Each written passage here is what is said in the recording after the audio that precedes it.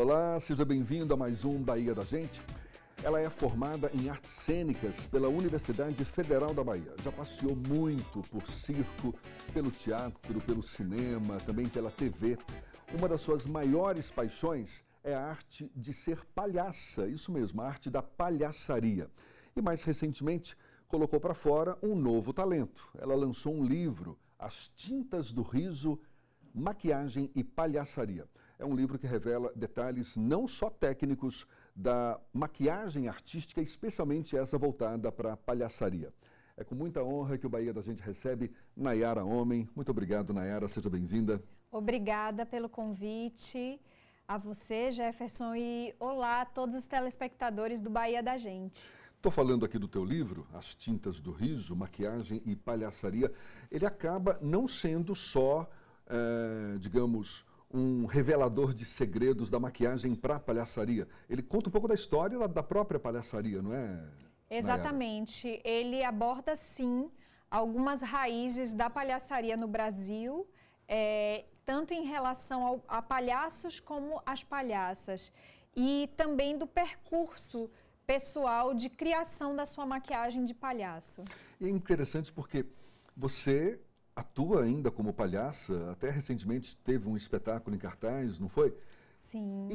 E não é tão comum a gente encontrar palhaças, ou é uma situação que já é mais frequente até, né? Suponho eu, encontrar mais palhaças hoje em dia, mas ainda é uma profissão mais masculina, você acha? Hoje em dia, nós já estamos com uma paridade muito maior. Existem algumas iniciativas de visibilidade da palhaçaria feminina, como, por exemplo, alguns festivais pelo mundo apenas com apresentações de palhaças e workshops, cursos voltados para a palhaçaria feminina.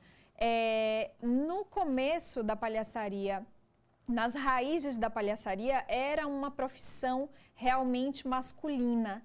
Era atribuído aos homens, muito ligado também à questão da moral, do universo machista, né, que diz que a mulher não podia tudo.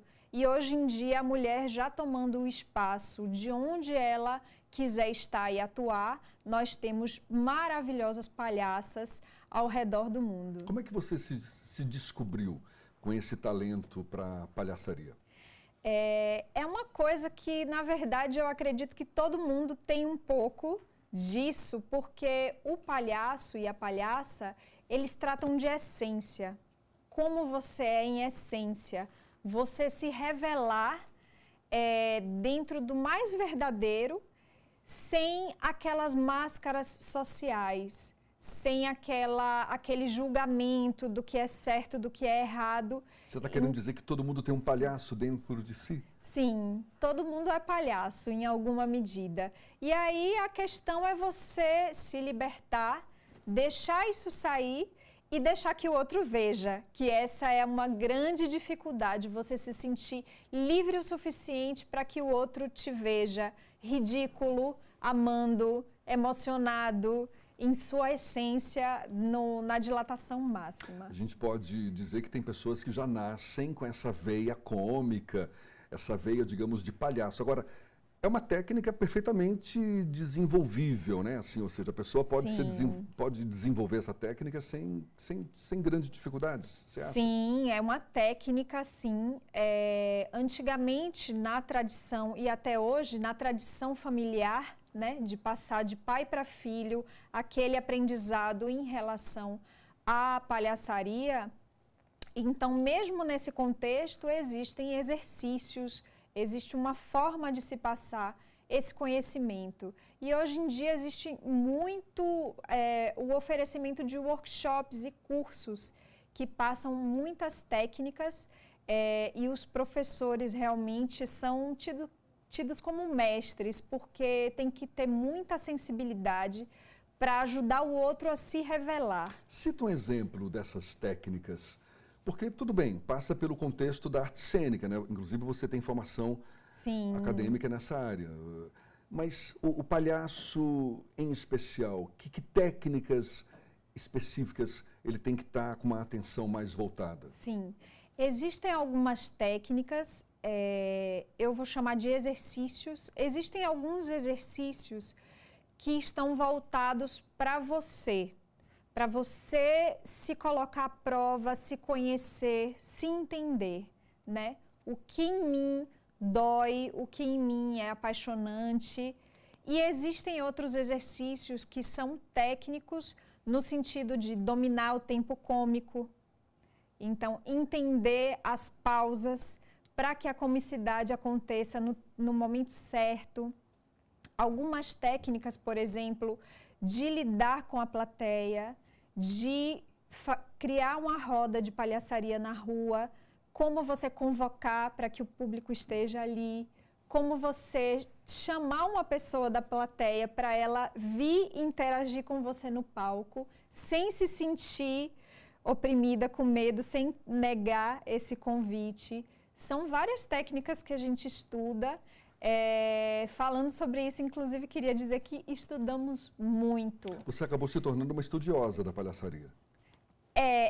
Essa pesquisa, para realizar essa pesquisa, eu entrevistei 45 palhaças e palhaços daqui da Bahia, alguns internacionais, né, conhecidos mundialmente, de tradição familiar, de formação independente. Foi uma pesquisa feita independente, não foi por intermédio da academia, da universidade, não é? Então, realmente foi maravilhoso, assim, mergulhar nesse universo. E foi um grande desafio, porque realmente não há literatura com esse recorte específico. É muito raro. Então, eu costumo dizer que em um livro de palhaços, você acha uma frase sobre maquiagem, e em um livro de maquiagem você acha uma frase sobre palhaços. Agora... Não tem tanto espaço. E eu fiquei curioso, porque é uma arte específica essa de você maquiar o rosto de um palhaço. Mas eu quero que você fale um pouco mais sobre essa técnica, essa arte, no próximo bloco. A gente está aqui levando um papo com Nayara Homem e voltamos num instante só.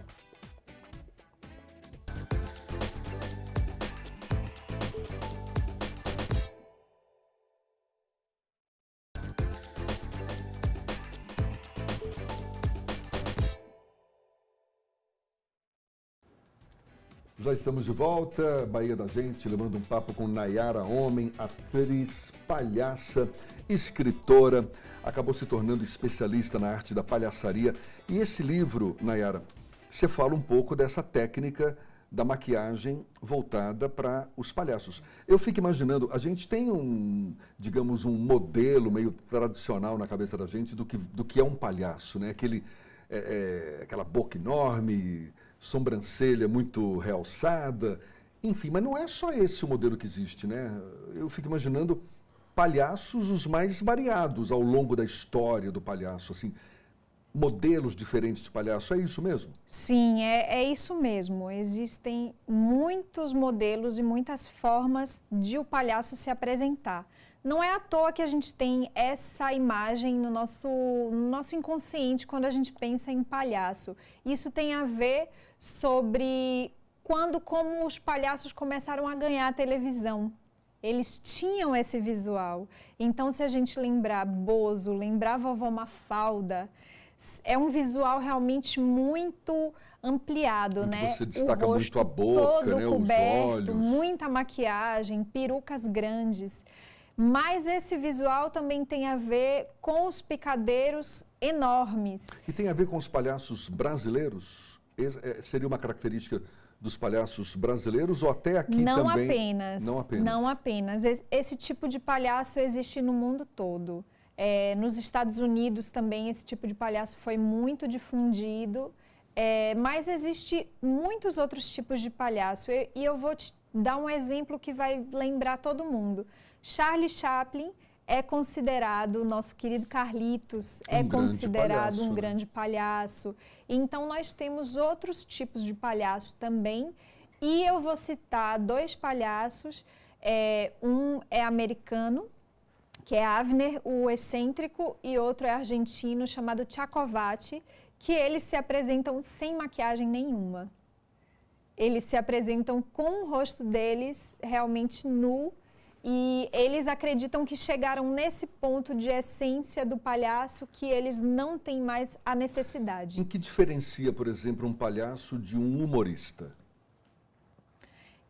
Um humorista, muitas vezes, ele pode encarnar uma outra personagem, ele está muito baseado, geralmente, na fala, nas piadas, né? E o palhaço, ele segue uma outra linha, que realmente é uma linha de pesquisa da vida dele ali, da essência dele. Mas alguns grandes humoristas podem ser, sim, considerados palhaços, em essência. O palhaço, você está falando muito dessa identidade com a própria essência, não é? Sim. Do ator, do personagem, da pessoa. E não é uma obrigatoriedade, suponho eu, mas está muito presente também na palhaçaria a mímica, não está? Sim. Claro que o palhaço muitas vezes ele está ali utilizando a voz e tudo mais, mas alguns dos movimentos da palhaçaria têm a ver com a mímica? Ou é bobagem? Tem a ver. Estão totalmente relacionados e também o princípio do estudo vamos dizer assim, das escolas de palhaçaria, que não eram da tradição familiar, né? Elas estavam ligadas com a mímica também, com o estudo da mímica. Então, não é à toa que realmente vários palhaços trazem isso, e várias palhaças também, e existem até alguns palhaços e palhaças que não falam, eles realmente não falam, eles emitem alguns ruídos, mas tem alguns que preferem se expressar pela movimentação. Você citou Charlie Chaplin. Charlie Chaplin tem N exemplos aí de filmes, ainda na época do cinema mudo também, sim, não é? Sim. Em que a mímica estava mais do que presente ali, não é? Exatamente. Era um recurso mesmo até de linguagem, de comunicação, né? Nem todo mímico é palhaço. Uhum. Mas os palhaços e as palhaças, realmente, eles dominam uma série de técnicas. Então, geralmente, uma palhaça e um palhaço, eles vão tocar algum instrumento, eles vão conseguir cantar algo, eles vão ter habilidades corporais, acrobacias, que vai possibilitá-los fazer determinados números, quedas, tapas, tudo isso. Então, é realmente um universo que demanda muito estudo e muita especialização. Você se identifica com qual escola de palhaçaria? Olha, a minha escola, vamos dizer assim, ela foi pensada de uma maneira muito diferente. O meu percurso foi muito diferente. Existem 4 palhaços aqui em Salvador, aqui na Bahia, que eles vêm de uma escola que a gente chama que é a escola do Lume Teatro. Lume Teatro, que é um grupo muito forte de teatro de pesquisa do Brasil e que eles fizeram a formação de muitos palhaços no Brasil. Uhum. Então, esses 4 palhaços tiveram essa formação do Lume Teatro. Representam essa escola de alguma forma? Só que cada um desenvolveu a sua arte de uma maneira muito diferente, com uma energia muito diferente, com um estilo muito diferente. E aí, o que acontece? Essas 4 pessoas, que são João Lima, Felícia de Castro, Demian Reis e Alexandre Luiz Casale, eles formaram a maior parte dos palhaços que nós temos hoje em Salvador. Então, eu considero que essas 4 pessoas são os meus mestres de palhaçaria. Mas como é que você define essa escola? Não há uma definição específica para essa escola. Eu posso dizer que a minha palhaça é bem boba e ela se identifica mais com o que a gente chama de Augusto. É um tipo de palhaço Augusto. E aquele palhaço que é mais sério, às vezes, mais o que quer ser o manda-chuva na história, mas que no final acaba sendo muito bobo também, a gente chama de palhaço branco. Então, eu sou mais Augusta. Palhaço Augusto, palhaço branco.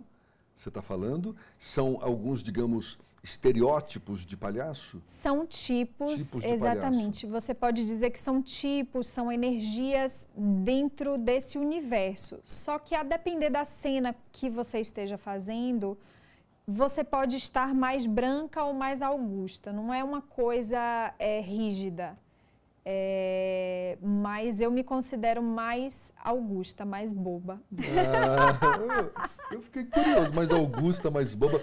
Tá, e a gente também queria, a gente até tocou no assunto, mas não aprofundamos, que é a questão da técnica da maquiagem, não é isso? Sim. Que é uma técnica específica, mas vai ficar para o próximo bloco. Nayara Homem levando esse papo conosco no Bahia da Gente. É um instante só.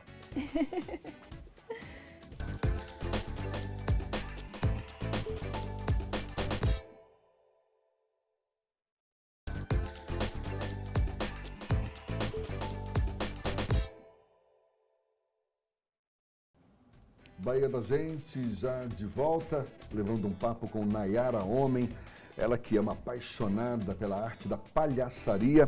Tem esse livro que a gente já mostrou, As Tintas do Riso, Maquiagem e Palhaçaria. Que técnica, afinal, é essa para realçar, não é, características do palhaço, essa maquiagem que a gente... Por mais que você vá dizer que tenha, né? Que são palhaços que não usam maquiagem. Mas é difícil imaginar um palhaço sem maquiagem, né, Nayara? Eles são um pouco mais raros. São poucos ainda que se arvoram a se mostrar nesse nível sem nenhuma maquiagem. Muitas vezes a gente prefere se maquiar e até usar o suporte do nariz, né?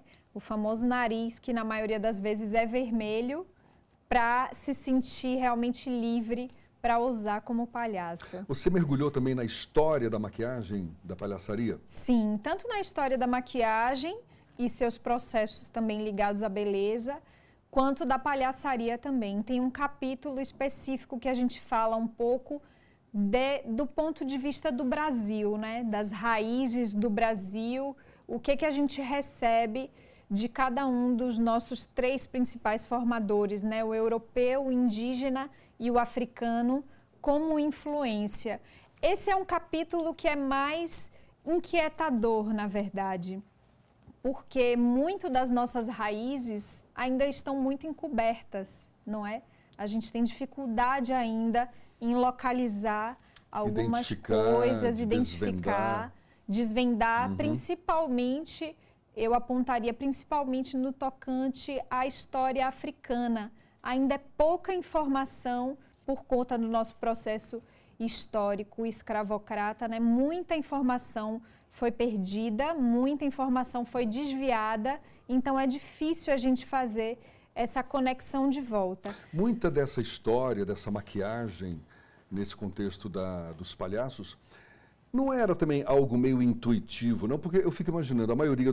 Não sei se a maioria, mas muitos dos palhaços são os seus próprios maquiadores, né? Eles se maquiam, não é verdade? Sim.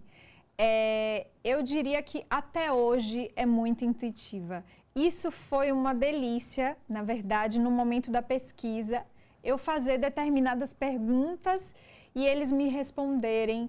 É a primeira vez que eu estou pensando sobre isso. Por que eu fiz essas escolhas para minha maquiagem? Pode ser uma experimentação, inclusive, na hora, não é? É um desvendar muito grande. Exatamente. É um processo de descobrimento. Então, muitos vão, durante muitos anos, tentando diferentes formas, diferentes cores, até ir se encontrando dentro disso. Você mesma já experimentou situações diferentes de maquiagem? Eu até fiz para exemplificar as fotos dos 3 marca-páginas do livro.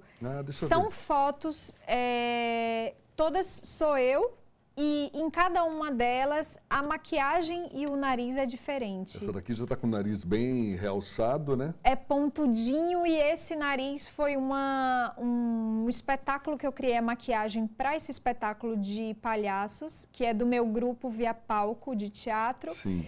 E a gente fez os narizes da cor da pele. Então eles tinham o formato dilatado, mas eram da cor da pele da pessoa. Esse daqui já é diferente, né?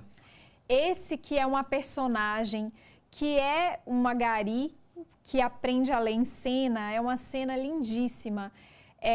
Para tirar um pouco da delicadeza da minha figura, eu explorei um nariz grande, bolachão, bem arredondado. Tem sempre um nariz, né? Porque nesse personagem também, nariz sempre é uma marca, né, do palhaço, né? Como É você uma falou, marca costuma muito ser, forte. né? Muito forte. É né? uma marca muito forte. Alguns usam, e há vários diferentes tipos de material também. Tem nariz de espuma, tem nariz de látex, de plástico. Alguns não usam nariz, alguns usam narizes de outras cores também, o que é muito interessante, preto, verde. O material da maquiagem costuma ser esse usado naturalmente, principalmente pelas mulheres, né, que se maquiam tanto? É um material específico, a maior parte deles. O que a gente tem do que é usado naturalmente? Podemos ter batons, por exemplo, né, batons vermelhos, sobretudo, e lápis de olho ou delineador preto. São elementos muito usados. O que a gente tem realmente de diferente é o branco, quando entra o branco e quando entram outras cores também. Mas essas três cores são as recorrentes, branco, preto e vermelho. E aí o branco, existe uma pasta específica, né? Pasta de palhaço é o nome desse material, para fazer essa cobertura. Tanto uma cobertura grande, densa, quanto detalhezinhos para iluminar o rosto. Você arriscaria afirmar que existe uma escola de teatro, de palhaço ou de palhaçaria hoje em dia que prevaleça?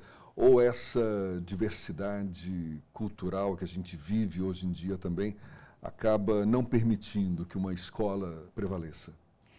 Eu acredito que não é exatamente pelo contexto de hoje em dia, mas é porque no mundo há gente de todo tipo. Então vai haver palhaço de todo tipo também. Eu acredito que é por causa disso que realmente é difícil que uma escola prevaleça. Às vezes ela pode prevalecer no espaço que a mídia dá ou em ficar famosa, mas os outros tipos de palhaço estão ali e continuam fazendo arte de alguma maneira. Eu queria que você dissesse para a gente, esse livro ele tá nas livrarias, tá fácil de localizá-lo? Tá fácil, sim. Nós temos 2 lugares aqui em Salvador, na Bahia, que ele está na LDM, ali no Glauber Rocha, no Espaço Itaú de Cinema, na Praça Castro Alves. Sim, sei. E ele está na RV, Galeria de Cultura e Arte, que fica no Rio Vermelho, subindo a Cardeal da Silva. Mas você pode falar comigo também nas redes sociais, me encontra lá, Nayara Homem. Nayara com Y? Com Y e Homem com H. Ainda bem. E encomenda seu livro. Tá certo. E só para a gente se despedir, tem algum espetáculo seu à vista? Enfim, como é que você está? Este ano, meu grupo de teatro, que é o Via Palco, está comemorando 20 anos de atividades teatrais ininterrupta. Eu estou fazendo parte dele há mais ou menos 10 anos. E acompanha nas redes sociais que a gente vai divulgar, porque vai ter muita programação durante o ano, tanto de espetáculo quanto de cursos, também mostras. Fica ligado. Nayara, muito obrigado que você continue com essa veia artística talentosa que produza novos livros também. Parabéns pelo seu trabalho. Muito a arte obrigada. da palhaçaria certamente agradece a você também. Muito obrigado. Muito obrigada, Jefferson. Um grande abraço para todos os telespectadores do Bahia da Gente. Nayara Homem, levando esse papo conosco, muito obrigado a você também que acompanhou esse bate-papo. Até uma próxima, então. Tchau, tchau. Tchau.